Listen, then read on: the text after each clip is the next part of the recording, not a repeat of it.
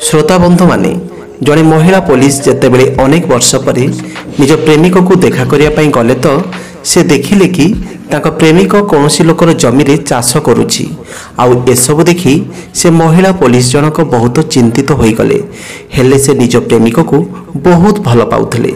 श्रोता बंधु माने से महिला पुलिस जनक निज प्रेमिक सहित किछि एमिति कहिदेले आपण माने केबे भी स्वप्न रे भाबी नथिबे मु भी केबे भाबी नथिली जे महिला पुलिस जनक एते भल होइतिबे बोली। श्रोता बंधु माने एहा सत भल पाउथिबा दुई जनकर सत कहानी एमिति रे कि महिला पुलिस जनक निज बापा विरुद्ध रे चली गले आउ निज प्रेमिक सहित निजर सारा जीवन बितेबार निष्पत्ति करिनेले हेले बोधे भगवानंकर आउ किछि इच्छा थिला दुई जन परस्पर सहित किछि दिन समय बितेइले आउ तापरे महिला पुलिस जनक निज दरमा आसुथिबा अकाउंट रु 40 लाख टंका बाहर करी जेतेबेले निज प्रेमिक को देदेले तो तापरे तांको सहित एमिति किछि दुर्घटना घटिगला जहाको सुनी आपनको आखिरे लुह चली आसीबो। ए कहानी केन्द्रापड़ा जिलार झीटीर ना नीलम आ पुओटीर ना विनोद। नीलम पाठपढ़ारे बहुत भल थिला आउ ता बयस पाखापाखि 23 वर्ष थिला। विनोद आ नीलम दुई जन सांग होई गोटे स्कूल ले पढ़ुथिले आउ दुई जन परस्पर बहुत भल सांग थिले हेले विनोद जड़े गरीब परिवार पुओ थिला ता पाखरे एते पैसा नथिला जे से आग को पढ़ी पारि थांता जेउथि पाई कि विनोद नवम श्रेणी ही निज पाठपढ़ा छाड़ीदेला आउ पाठपढ़ा छाड़िबा परे से मजूरी खटिबा आरंभ करिदेला निज घर खर्च चलेबाकू लागिला हेले बहुत भल घरर झियो थिला आउ से निज पाठपढ़ा चालू रखिला। 10म पास करिबा परे नीलम +2 रे एडमिशन करिला हेले विनोद जेतेबेले नवम श्रेणी रे निजर पाठपढ़ा छाड़ी देइथिला तो विनोदर एवं नीलमर भेट होई पारु नथिला।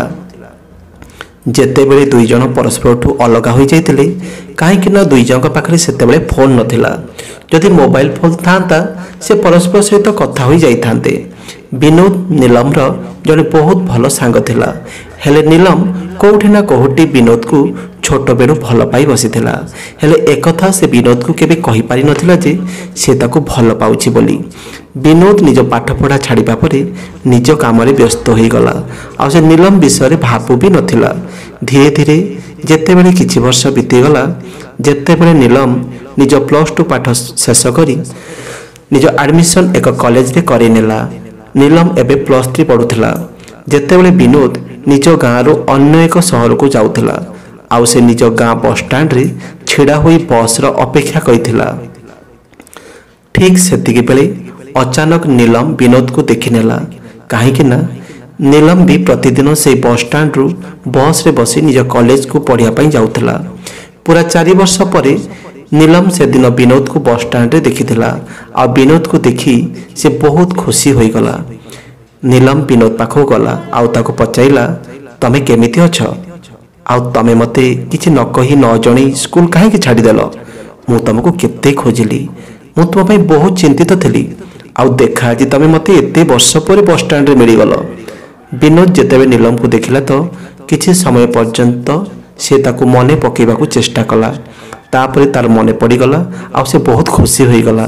तार स्कूल बेलर पुराना स्मृति मध्य सतेज होई गला।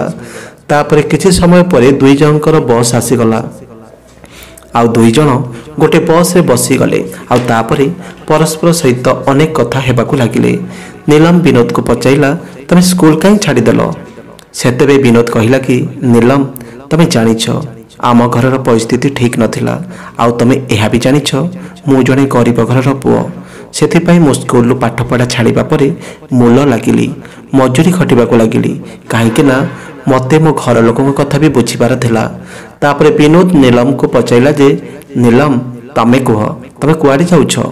नीलम कहिला कि मु तो कॉलेज जाउछि मोर सेठी काम अछि हेले मु एबे पुलिस लाइन ले जीवा पई प्रस्तुत हेउछि आ मु चाहूछि मु जने पुलिस बनि जाए एहा मोर स्वप्न।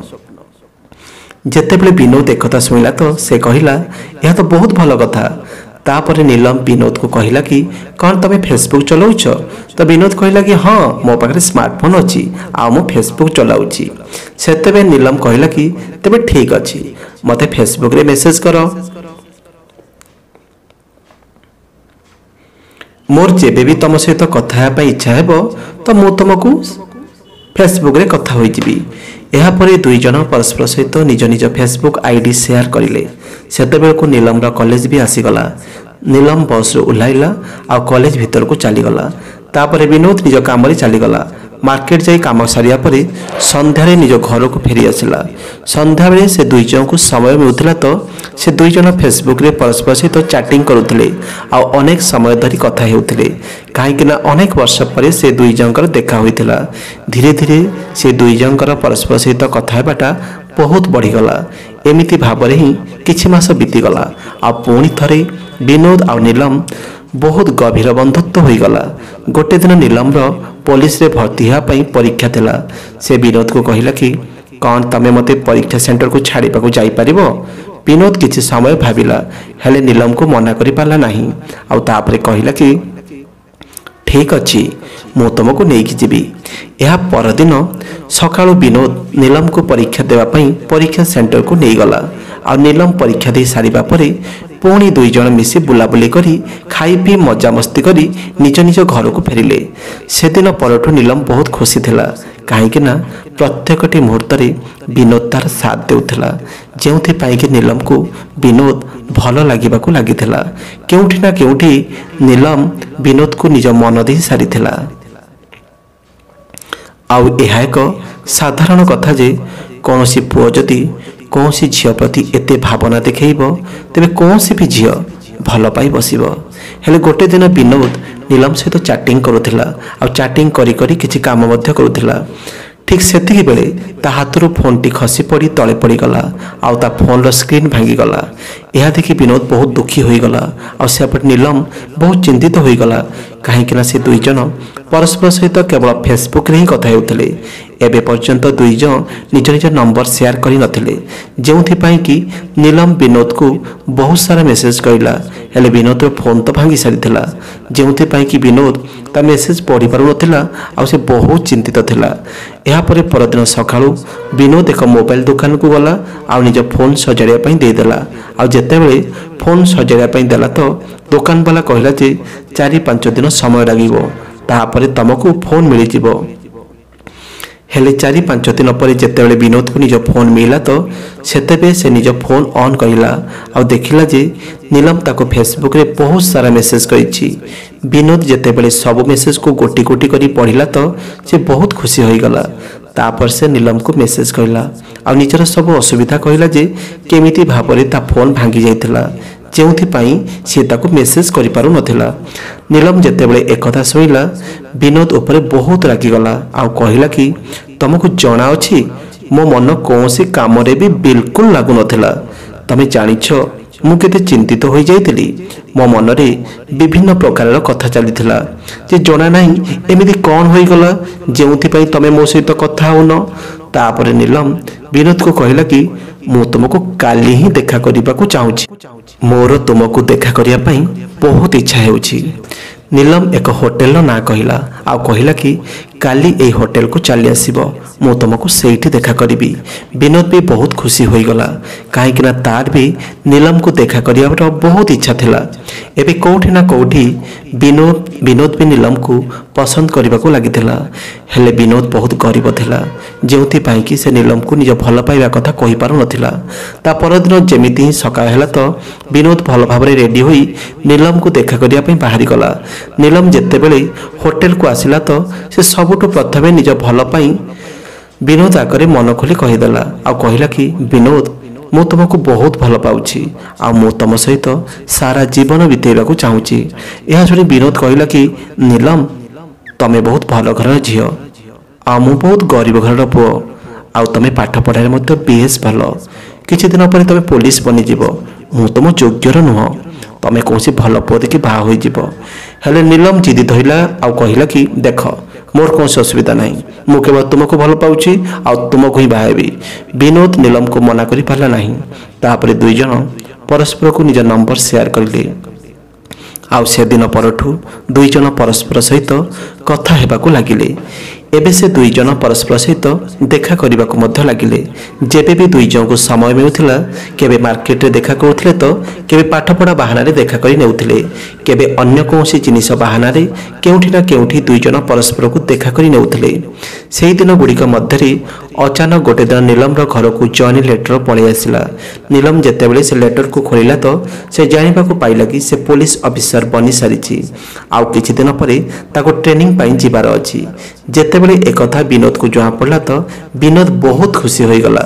ହେଲେ ବିନୋଦ ମନେ ମନେ ବହୁତ ଦୁଃଖୀ ମଧ୍ୟ ହୋଇଗଲା, କାହିଁକିନା ସେ ଭାବୁଥିଲା ନୀଲମ ଏବେ ପୋଲିସ ଅଫିସର ବନିଯିବ, ବୋଧେ ମୋତେ ଛାଡ଼ିଦେବ ଆଉ ନୀଲମ ଅନ୍ୟ କୌଣସି ପୁଅକୁ ବାହା ହୋଇଯିବ।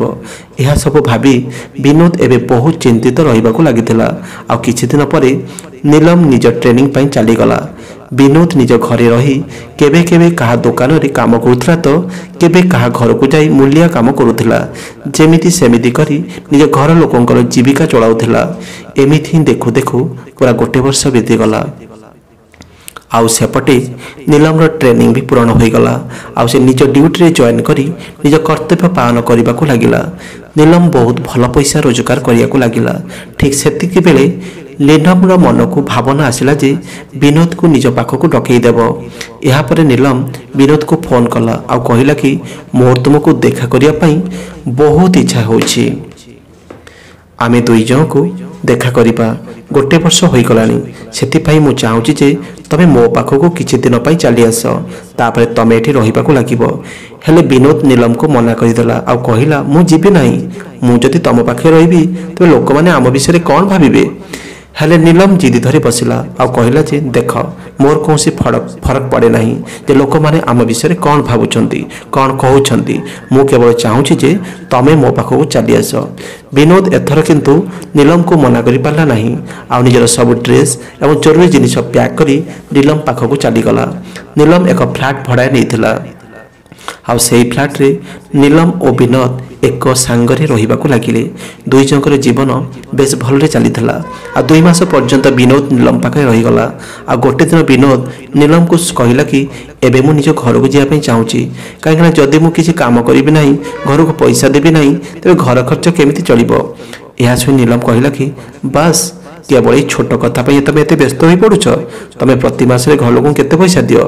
ଏହାପରେ ବିନୋଦ କହିଲା କି ଦେଖ ମୁଁ କେତେ ଟଙ୍କା ରୋଜଗାର କରେ ତାହା ଅଲଗା କଥା, ହେଲେ ମୁଁ ପ୍ରତି ମାସରେ ମୋ ଘର ଲୋକଙ୍କୁ 20,000 ଟଙ୍କା ଦେଇଦିଏ, ଯାହାଦ୍ୱାରା କି ମୋ ଘର ଲୋକ ଖୁସିରେ ରହିପାରିବେ। ଏହା ଶୁଣି ନୀଲମ କହିଲା କି ଠିକ୍ ଅଛି, ମୋ ପଇସା ତମ ପଇସା, ଆମେ ଦୁଇ ଜଣ ପରସ୍ପରଠୁ ଅଲଗା ନୁହେଁ। ତମେ ପ୍ରତି ମାସରେ ମୋ ଦରମା ପଇସାରୁ ପ୍ରତି ମାସରେ ନିଜ ଘରକୁ 20,000 ଟଙ୍କା ଲେଖା ପଠେଇ ଦେବ, କିଛି ଅସୁବିଧା ନାହିଁ। ତମେ ବି ଏଠି ରହିଯିବ, ତମକୁ ଆଉ ଯିବାକୁ ପଡ଼ିବନି। ଆଉ ତମେ ଯଦି ଏଇଠି ମୋ ପାଖରେ ରହିବ ତେବେ ମୋତେ ଭଲ ଲାଗିବ। ଏପଟେ ନୀଲମ ଏବେ ପୋଲିସ ଅଫିସର ବନିସାରିଥିଲା। ଆଉ ତା ଘରକୁ ତା ପାଇଁ ବାହାଘର ପ୍ରସ୍ତାବ ମଧ୍ୟ ଆସିବାକୁ ଲାଗିଥିଲା। ବାହାଘର ପାଇଁ ନୀଲମର ବାପା, ଯାହାଙ୍କ ନାମ ଓମ୍ ପ୍ରକାଶ ଥିଲା, ଆଉ ସେ ନିଜ ଝିଅର ବାହାଘର କୌଣସି ଭଲ ପୁଅ ସହିତ କରିବା ପାଇଁ ଚାହୁଁଥିଲେ। ଯେତେବେଳେ ନୀଲମକୁ ଏକଥା ଜଣାପଡ଼ିଲା ତା ବାପା ତା ବାହାଘର ପାଇଁ କୌଣସି ପ୍ରସ୍ତାବ ଖୋଜୁଛନ୍ତି ଆଉ ତା ବାହାଘର କରାଇବାକୁ ଚାହୁଁଛନ୍ତି, ନୀଲମ ନିଜ ବାପାଙ୍କୁ କହିଲା ଯେ ବାପା ଯଦି ମୁଁ କୌଣସି ପୁଅକୁ ବାହା ହେବାକୁ ଚାହିଁବି କ'ଣ ତମେ ମୋତେ ବାହା ହେବାକୁ ଦେବ। ଏହା ଶୁଣି ନୀଲମର ବାପା କହିଲେ କି ଦେଖ ଝିଅ, ତୁ ତୋ ଜୀବନରେ ଯାହା କରିବାକୁ ଚାହୁଁଥିଲୁ ତୋତେ ତାହା ମିଳିଗଲା। ଯଦି ତୁ ଇଚ୍ଛାରେ ବାହା ହେବାକୁ ଚାହୁଁଛୁ ତେବେ ମୋର କୌଣସି ଅସୁବିଧା ନାହିଁ, ହେଲେ ପୁଅ ଭଲ ଘରର ହେବା ଦରକାର। ଏମିତି ନୁହେଁ ଯେ ତୁ ଯାହା ପାଇବୁ ତାକୁ ବାହା ହୋଇଯିବୁ। ସେତେବେଳେ ନୀଲମ କହିଲା କି ଠିକ୍ ଅଛି ବାପା, ତମେ ଯେମିତି କହିବ ମୁଁ ସେମିତି କରିବି। ନୀଲମ ନିଜ ବାପାଙ୍କ ସହିତ କଥା ହେବା ପରେ ଫୋନ୍ ରଖିଦେଲା ଆଉ ବହୁତ ଚିନ୍ତିତ ହୋଇଗଲା। ଆଉ ସେ ଭାବିବାକୁ ଲାଗିଲା ଯେ ତା ବାପା ଚାହୁଁଛନ୍ତି ଯେ କୌଣସି ଭଲ ଘର, ଭଲ ପୁଅ, ଧନୀ ପିଲା ଦେଖି ବାହା ହେଉ। ହେଲେ ବିନୋଦ ତ ବହୁତ ଗରିବ ଘରର ପୁଅ, ଆଉ ସେ ତ କୌଣସି ଭଲ କାମ ମଧ୍ୟ କରେ ନାହିଁ। ଏସବୁ ଭାବି ନୀଲମ ବହୁତ ଚିନ୍ତିତ ରହିବାକୁ ଲାଗିଥିଲା। ତାପରେ ଅଚାନକ ଗୋଟେ ଦିନ ନୀଲମ ବିନୋଦକୁ କହିଲା କି ବିନୋଦ ଯଦି ତୁମକୁ କେବେ ବିଜନେସ୍ କରିବାର ସୁଯୋଗ ମିଳିବ କିମ୍ବା ମୁଁ ତୁମକୁ ବିଜନେସ୍ କରିବା ପାଇଁ କୁହେ କ'ଣ ତମେ ନିଜ ବିଜନେସ୍ ଆରମ୍ଭ କରିବ। ଏହା ଶୁଣି ବିନୋଦ କହିଲା କି ହଁ ନିଶ୍ଚିତ ଭାବରେ କରିବି, ମୋ ପାଖରେ ଅନେକ ବିଜନେସ୍ ଆଇଡ଼ିଆ ମଧ୍ୟ ଅଛି। ତମେ ଯଦି ଚାହିଁବ ମୁଁ ନିଶ୍ଚିତ ବିଜନେସ୍ କରିବି। ମୁଁ ଏକ ପୋଷାକ ଦୋକାନରେ ରହି କାମ କରୁଥିଲି। ସେ ଦୋକାନରୁ ମୋତେ ବହୁତ କିଛି ଶିଖିବାକୁ ମିଳିଛି। ସେଥିପାଇଁ ମୋତେ ବିଜନେସ୍ ବିଷୟରେ ବହୁତ ଭଲ ଜ୍ଞାନ ଅଛି। यापर नीलम निज दरमा अकाउंट 40 लाख टका लोन नहीं आसला से पैसा विनोद को देदेला आ विनोद को कहला कि ए पैसा को नहीं तुम एक भल जगह खर्च कर आ एक बहुत बड़ पोशाक दुकान खोल आ से दुकान रे 6-7 जन पिला को काम रे रख आ ताको काम कराओ हेले विनोद एकाथरे बेसी खुशी नथिला सेथिपई से नीलम को कहला कि देख मु तुम पैसा नहीं पारिबे नाही मु तुम पैसा निज बिजनेस आरंभ करिया को चाहुनी मु निज पैसा रे किछि करिया को चाहूची हेले नीलम ताको कहला कि देख एथिरे ते भाबिबार आवश्यक नाही आ एमितिरे भी तमे भी तो मोर ना और तमे जहाँ भी करिवो मो पाई करिवो सेथिपई प्रथमे मु तुम पाई करिबा को चाहूची परे तमे मो पाई करि नबो तापरे विनोद से पैसा को नहीं नेला विनोद पैसा नेबा परे एक बहुत बड़ पोशाक दुकान खोलिला और सेठी 6-7 जन श्रमिकों को काम रे लगेई देला किछि मास परे ता दुकान भी बहुत भलो चलिबा को लागिला और धीरे धीरे ता जीवन भी बदलिबा को लागिला या परे गोटे दिन नीलम ता बापा को फोन करला और कहला कि बापा मु गोटे पुओ को भलो पाउची से कपड़ा बिजनेस करूची से बहुत भलो पैसा वाला आ मु चाहूची जे तमे प्रथमे जाई ताको गोटे थर देखा करो तापरे जाई मु ताको बाहेबी यापर नीलम रो बापा कहले ठीक अच्छी झील तू यह चाहूँ जे मु ताको सेठी जाई देखा करे ता सहित कथा हुए ताले ठीक अच्छी मु जाई ताको देखा करिबी तेबे ठीक अच्छी मु काली ही सेठी को जीबी आउ ता सहित कथा हेबी एवं तो बाहागर स्थिर करिदेबी यापर नीलम निज बापा सहित कथा हेबा परे फोन रखिदेला आ तापरे विनोद को फोन करला और कहला कि मो बापा काली तम दुकान को तमको देखा करिया पे आसीबे तमे एमिति कर जे आउ 4-5 जन श्रमिकों को दुकान ले बढ़ई दियो जहा द्वारा कि बापा को लागिबो जे तमे बिजनेस बहुत भलो चलीछि आ तमे बहुत पैसा वाला यापर विनोद बिल्कुल सेमिति ही करला जेमिति ताको नीलम करिया पई कहितला आ ता पर दिन जेमिति नीलम बापा विनोद को देखा करिया पई ता दुकान पहुँचले विनोद बिजनेस देखी नीलम बापा बहुत खुशी हो गले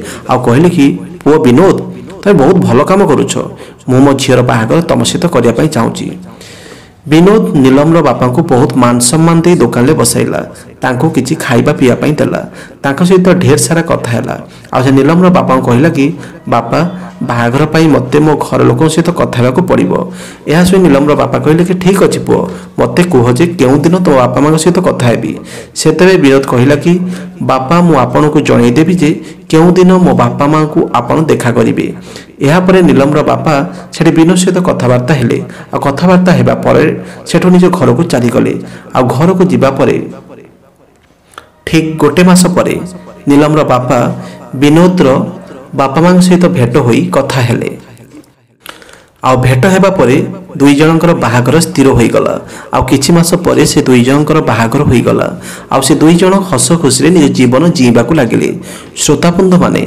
जदि एठी देखा जीवो तबे नीलम विनोद को निज हृदय रो भल पाउथला जेउथि पाई कि सब परिस्थिति रे से ता सहित छिड़ा होई रहितला हुए तो नीलम जगार अन्य कौन झील था तेरे बोधे से एमती केबे भी करि न थांता जहाँ नीलम विनोद सहित करिछि श्रोताबंध माने कहीं सत कहिसंती जे जदि जने नारी चाहिबो तुमको धनी बनै दे पारिबो आ गोटे नारी न चाहिबो तेबे तुमको गरीब बनै दबो श्रोताबंध माने यह एक सत्य कहानी एथिरु आमको यह शिक्षा मिलुछि जे कौन से भी मनुष्य भूल होई न थांती हेले मनुष्य को परखिबार दृष्टि अलग अलग होई थाए।